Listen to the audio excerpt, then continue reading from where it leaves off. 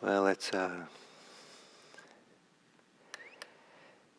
quite wonderful to see all the greetings in the chat today, and all the different ways it's said in different languages, and even different ways of saying it in English in different areas.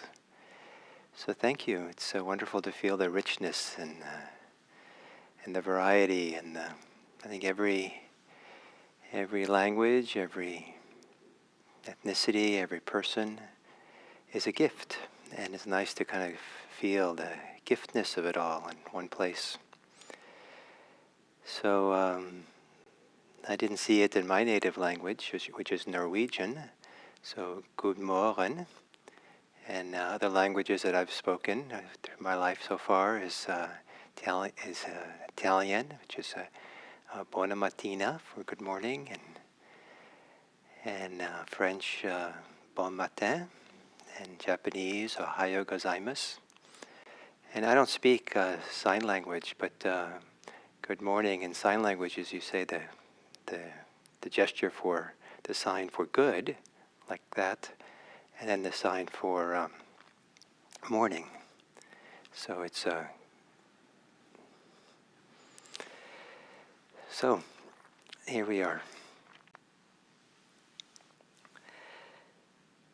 So we continue here on this adventure with attention. I think the whole area of Buddhist practice, Buddhist meditation, is, I think of it as an adventure, a wonderful journey to discover, ever discover, keep discovering aspects of our ability to be conscious, ability to be attentive. And it's such a rich, multifaceted domain, and it gets richer when we start appreciating the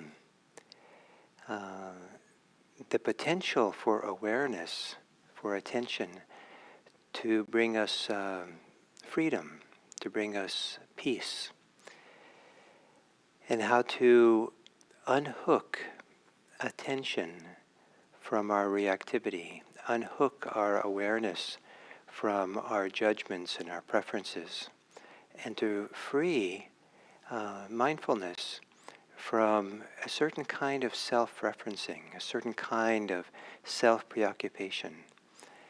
And so these are some of the things we're discovering in this process. And one of the ways that this text we're looking at talks about it is, in the end, is to abide, not clinging to anything, but to abide consciously aware. So for now, I'd like to emphasize that it's a discovery process to discover how knowing, the simple capacity to recognize something, can be done in a radically simple way. And that's one of the stepping stones for this Satipatthana, this mindfulness path, is to begin discovering how knowing can become simpler and simpler. And just know, without the baggage that comes along, without the entanglement with being for or against the experience. So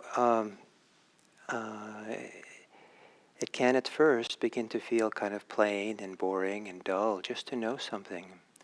But as that sense of knowing gets stronger and gets developed, it begins filling out and becoming broader, more expansive, more freeing, more peaceful, more happiness producing. So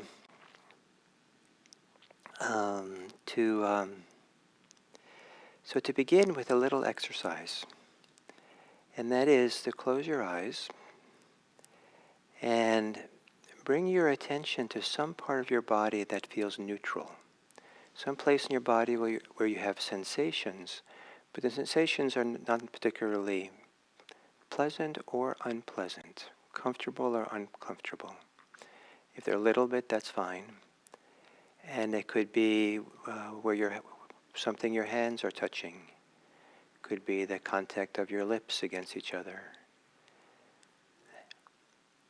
Just find a sensation in your body that's relatively neutral. And then, the simplest way, be aware of it. If you're observing it, imagine that you are looking at it from above, from below, from the sides. Just kind of scanning it to feel it more fully.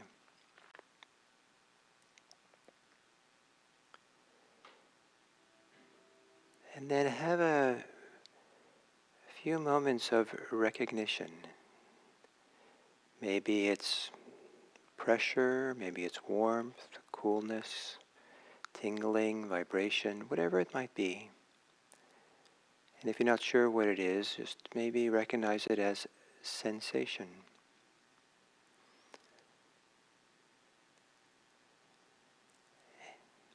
And then continue with this little act of recognition of what it is. And see if you can experiment with having that recognition be very simple. Almost as if it creates space around the experience.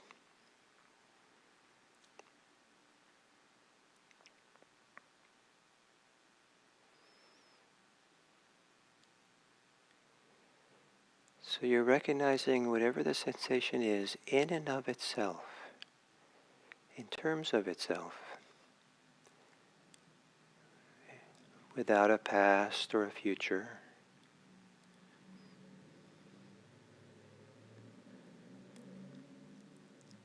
Without meaning and purpose to the sensation. Maybe even without self-reference, just a sensation.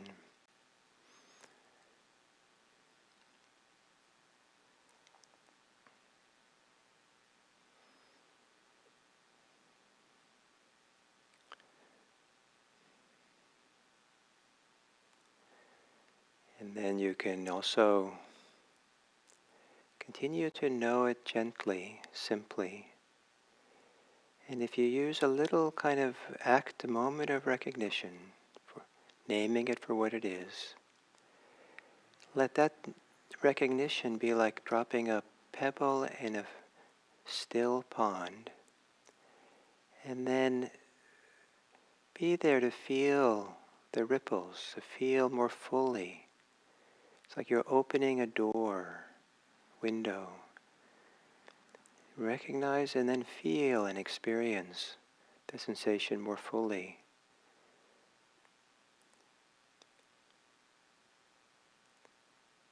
In a peaceful mind, an open mind.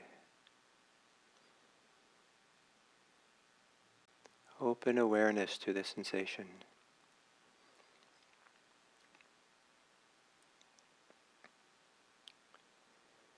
And now with the same attention, have your awareness become aware of breathing. Wherever in your body you usually experience your breathing. See if you can have the same simple awareness of the sensations of breathing.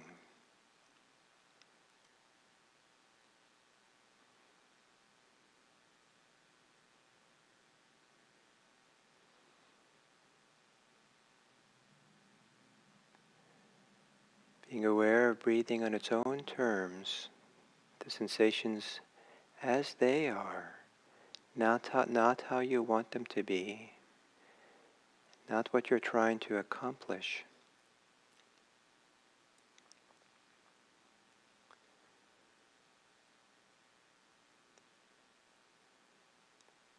As if the sensations of breathing have permission to be there just as they are. They can be themselves, and you know it. Know the sensations of breathing.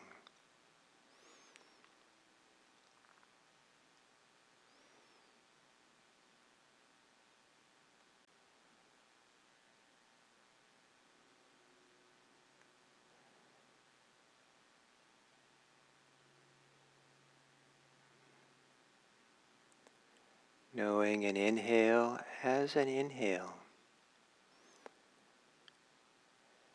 Knowing the sensations of exhale as exhale.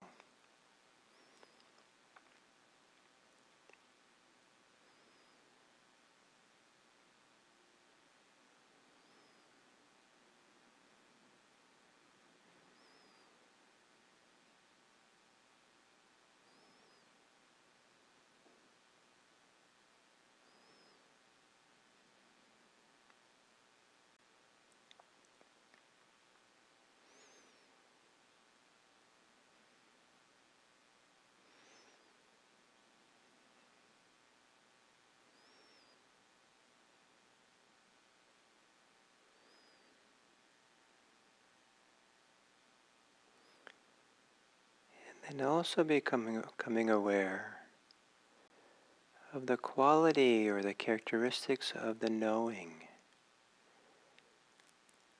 In knowing your breathing,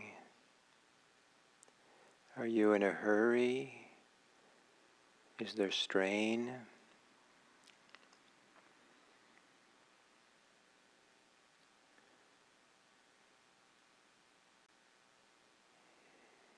Are you trying to make something happen?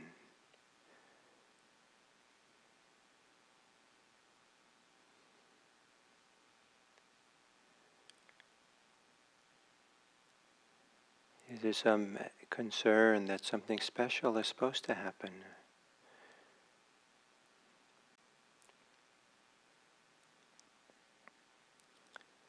How simple can you let your knowing be, of the knowing of breathing? And can you appreciate that knowing? Simple, open, peaceful.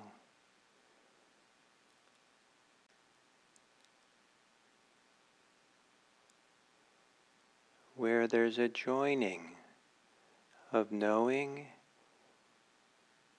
and breathing. One inhalation at a time, one exhalation at a time.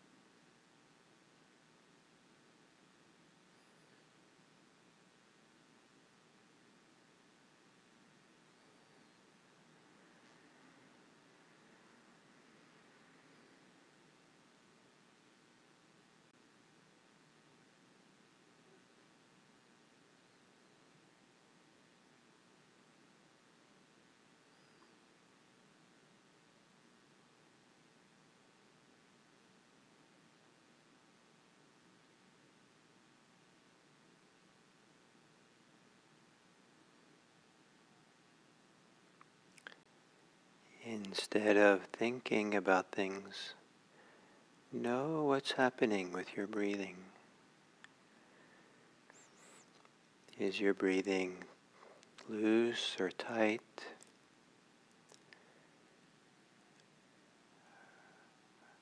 Are they long or short?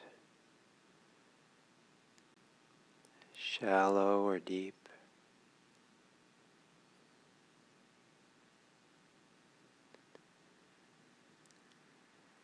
Without any judgment or need for it to be any way, any particular way, let your breathing be itself, and you simply know it, as if you're going along accompanying the breathing, listening deeply, as you would with a friend who you are listening to, accompanying your breathing with your capacity to know it.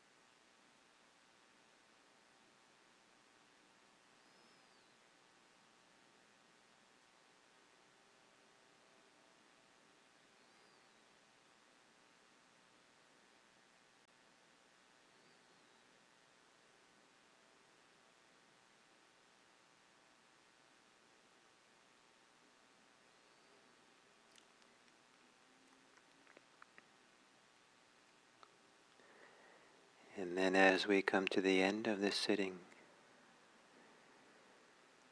considering how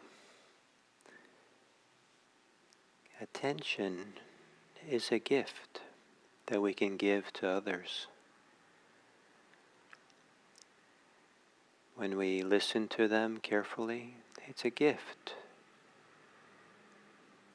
When we see them clearly, in the world where people often are not seen, it's a gift.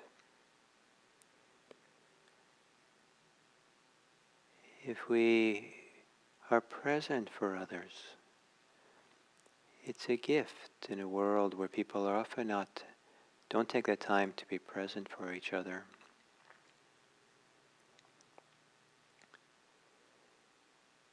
And may we, at the end of this meditation,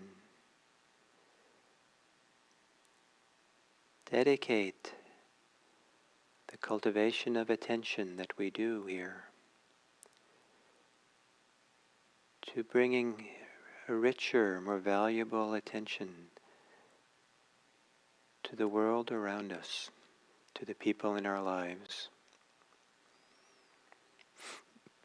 And with that attention, may it promote the welfare and happiness of others. May all beings be happy.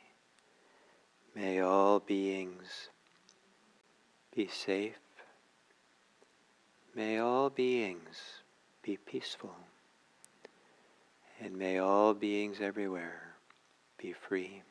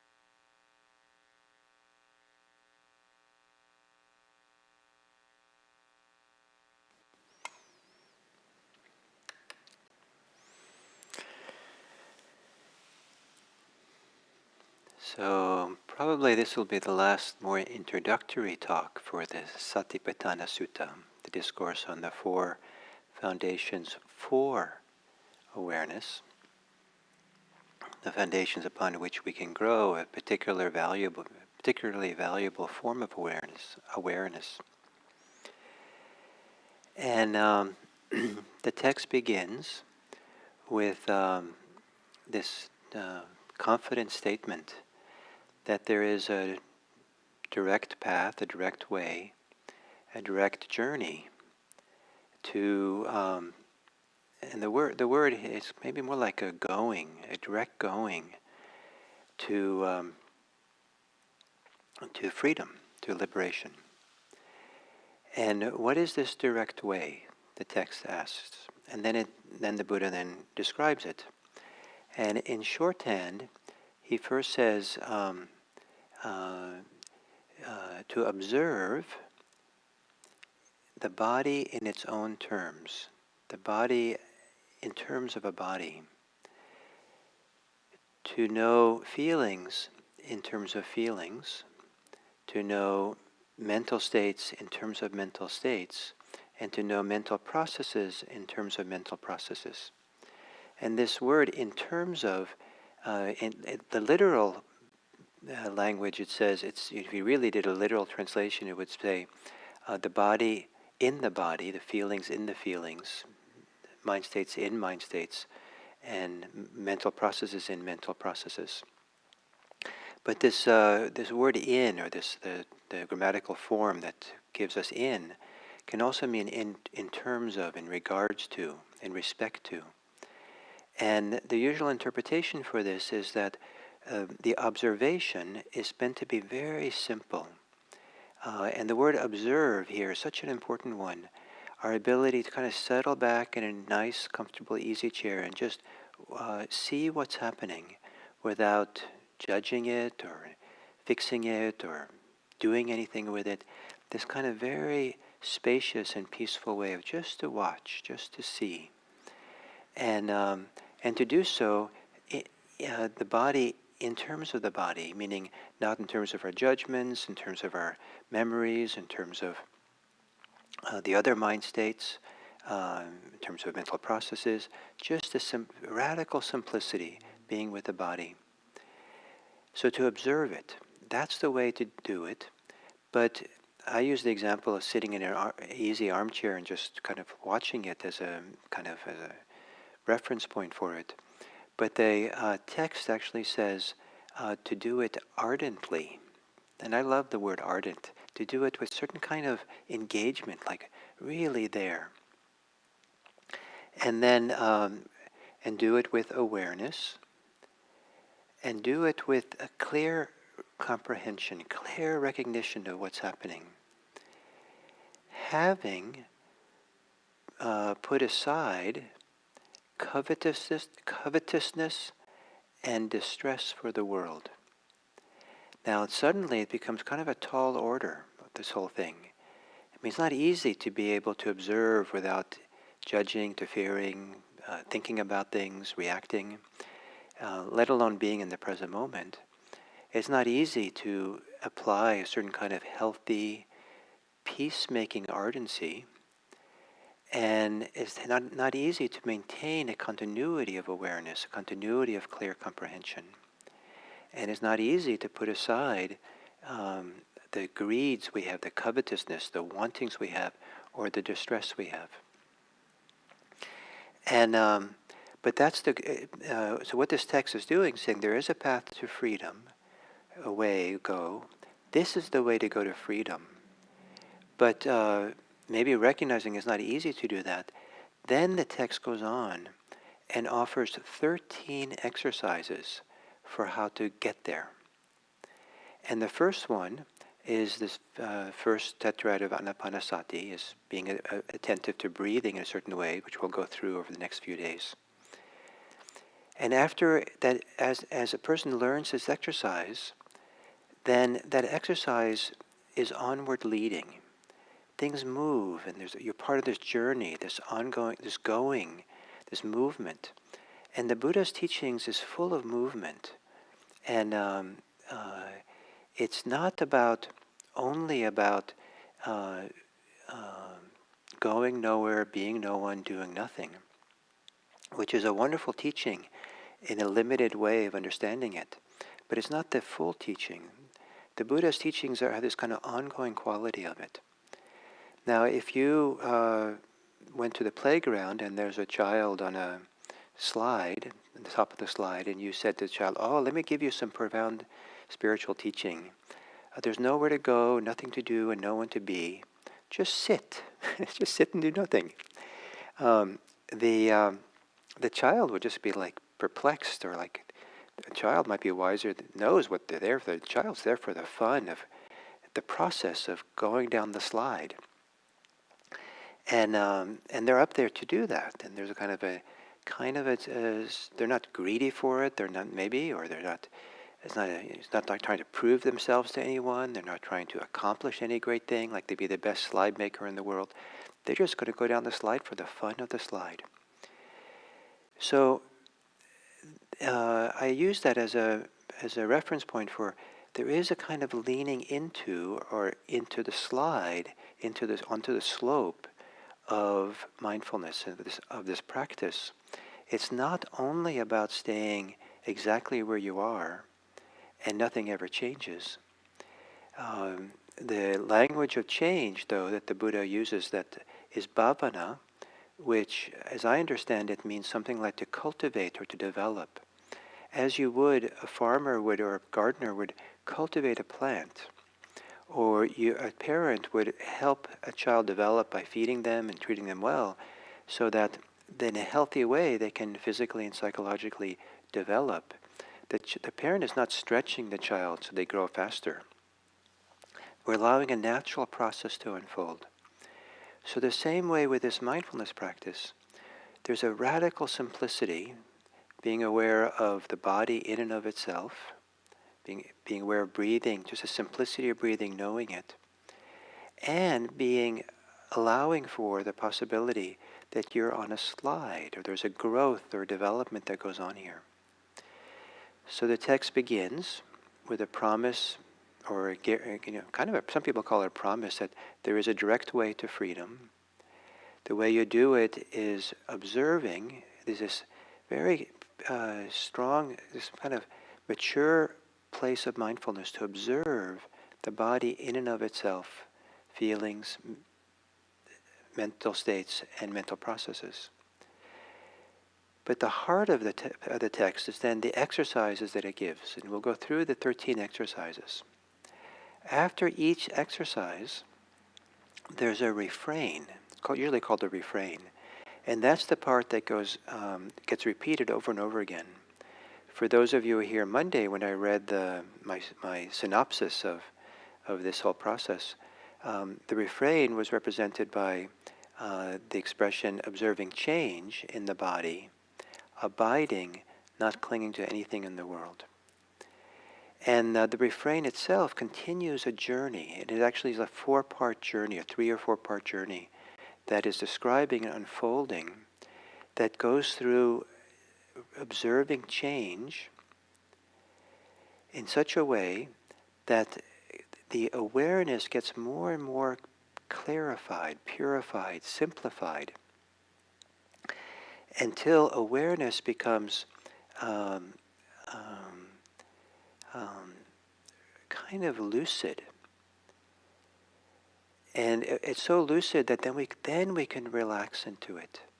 Then it's kind of like relaxing into a long, wonderful, comfortable slide down a hill. Then the process takes over, and the process of deepening meditation takes over, that leads to non-clinging, to freedom. So it's important not to be in a hurry to go through all this. It's important not to, hopefully, to get discouraged. But actually, I find it phenomenally inspiring, this idea that the Buddha describes a process of growth, a process of unfolding. We're not expected to be free just quickly, like instant enlightenment, as some people would like to have it. But rather, there's something very mature and maturing about settling down for the long term and beginning to putting the steady pieces in place of developing, cultivating, growing awareness, our ability to be more and more present in the present moment with awareness, with attention, to learn the art of resting in there and opening to it so that it's peaceful, so that it's inspiring, so that it's happiness producing, so that there's a goodness to it that we open up to as we cultivate and develop this simple capacity to be aware.